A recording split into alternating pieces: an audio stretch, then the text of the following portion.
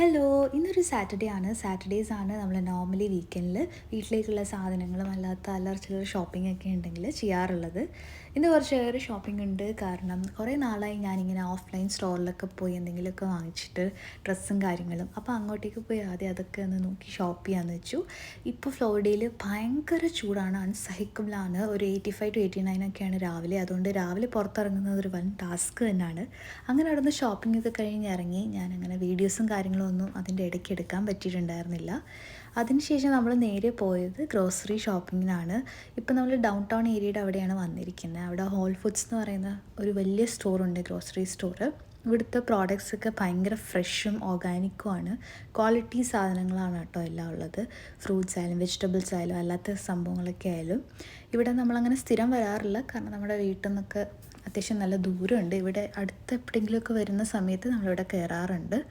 ഒരു normal grocery stores ആയിട്ടുള്ള വാൾമാർട്ടോ, ടാർഗറ്റിൽ നിന്നൊക്കെ നമ്മൾ വെജിറ്റബിൾസ്, ഫ്രൂട്ട്സ്, ഫുഡ് ഐറ്റംസ് മേടിക്കുന്ന ആ ഒരു പ്രൈസ് റേഞ്ച് അല്ല ഇവിടെ. ഇവിടെ ഇച്ചിരി എക്സ്പെൻസീവ് ആണ് കേട്ടോ. ഇവിടുത്തെ ഫ്രൂട്ട്സും വെജിറ്റബിൾസും ഒക്കെ കാണുമ്പോൾ തന്നെ നമുക്ക് ആ ഒരു ഫ്രഷ്നെസ് ഫീൽ ചെയ്യും.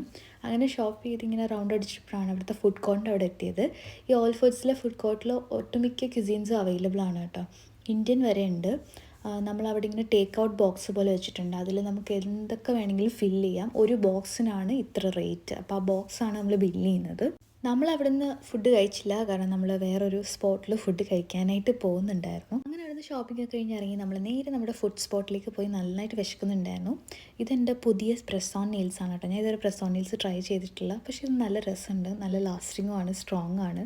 ഇവിടുന്ന് ഫുഡൊക്കെ കഴിച്ചതിന് ശേഷം നമ്മൾ അതിൻ്റെ അടുത്ത് തന്നെ ഒരു 1 മൈൽ നീണ്ടു കിടക്കുന്ന എക്സിബിഷൻ സ്റ്റോൾസ് ഉണ്ടായിരുന്നു, ഫാമേഴ്സ് മാർക്കറ്റ് പോലെ. ഇതെല്ലാം ഇൻഡിവിജ്വൽ സ്മോൾ ബിസിനസ്സസ് ആണ് കേട്ടോ.